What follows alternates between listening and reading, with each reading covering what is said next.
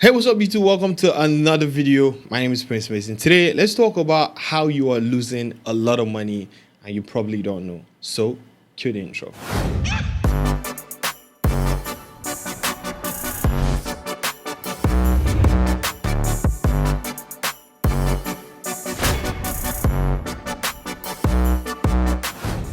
So, quick story, right? A friend of mine reached out to me recently and said, yo, there's this job for so and so company and so, and I do not know how to charge them to do this job. And I said, typically, what are your daily rates? How much would you charge for a job like this? And she's like, I've never done a job like this. This is the first time I'm receiving an inquiry like this, and this is the amount that I want to charge. So let's just use numbers, for example. Like, I'm just going to use numbers off the top of my head.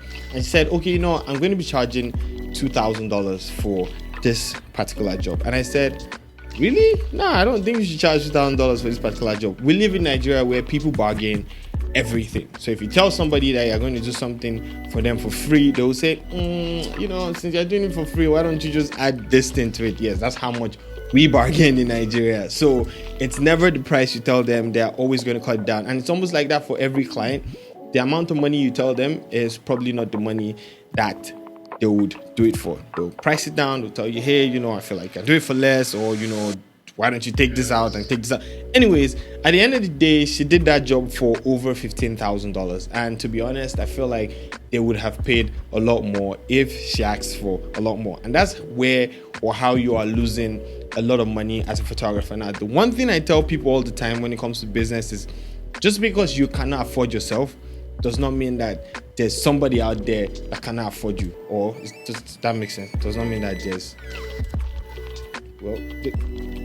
it doesn't mean there's nobody out there that cannot afford you. Yeah, thank you, Bambi. So there's always somebody there that can afford whatever price you're putting out for a project. Now, this video is for people that know what they're doing. So if you're a photographer or a videographer or a makeup artist or anybody, as long as you're a creative or a business person and you're offering a service and you don't know how to offer the service, or you're not really good at that thing, then don't do what I'm telling you to do.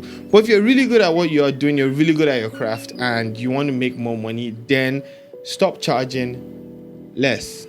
Stop charging little money. Stop being afraid to tell them this is what I feel like this is worth. Now, always lay out your plan and say, okay, for this job, this is what I'm going to do, this is what I'm going to need, and this is what I'm going to need. And once you put everything together and you see how much it's going to cost for you to make that job happen, then tell people to pay for your service. Then add whatever service you're adding or whatever price you're adding on top of that for the service that you're rendering. Now, like I said, just because you cannot afford you does not mean that there are not people out there that will not easily afford you. And that's a mistake, like I said, that we all make. We just are scared to say this is how much we are charging for this job because we are scared of losing whatever job. Or I've been in that situation where I'll be scared of losing jobs, so I will not charge high enough, and the client will still bring the money down. At the end of the day, the client will go shoot with somebody else that is way cheaper than the price that you're offering. Also, I've said this on this channel before, whatever price you start with a client is typically the price that client is going to pay you forever. Put it at the back of your mind. So let's say you charge a client $1,000 for a job. Always remember that client will pay you somewhere around $1,000 for a job. And that client is not going to pay you 10,000 naira for a job. $10,000, sorry. I switched to naira real quick. The Nigerian in me jumped out. Yeah.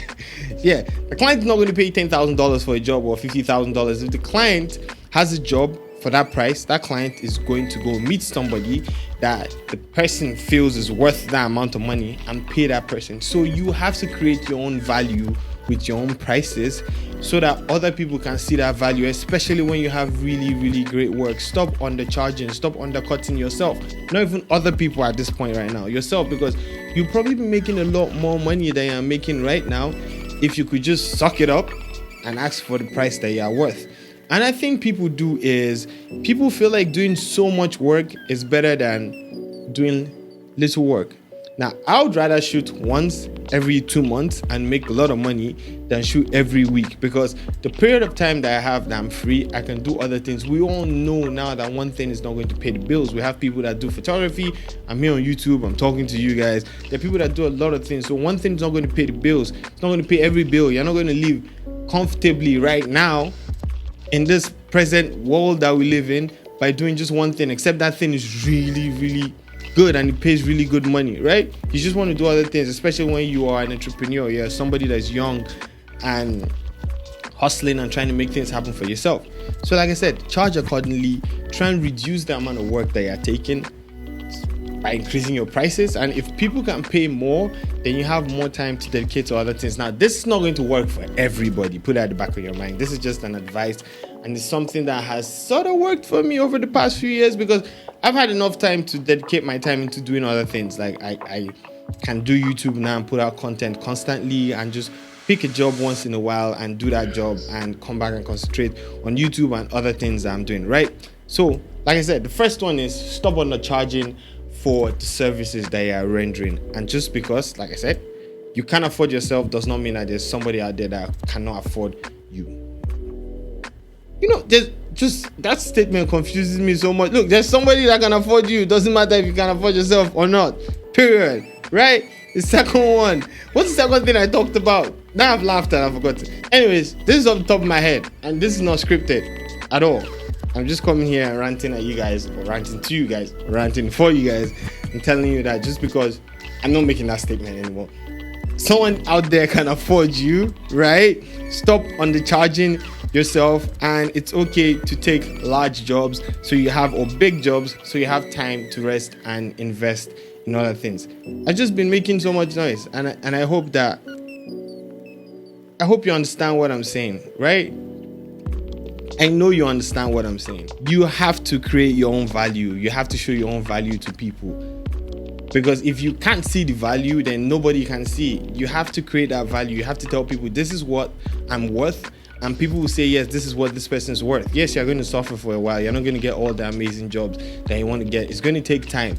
But if you want to make money right now, then it's fine. You can undercharge and make the little money you can make. But if you want to make money over time, a lot of money, then stop undercharging, stop undercutting yourself. It's okay, you're going to lose a few jobs here and there. Do not send me a message that I made you lose a big job because you charge too much. You have to understand how to charge. Now, I'm not going to tell you how to price. You should know what's good for you.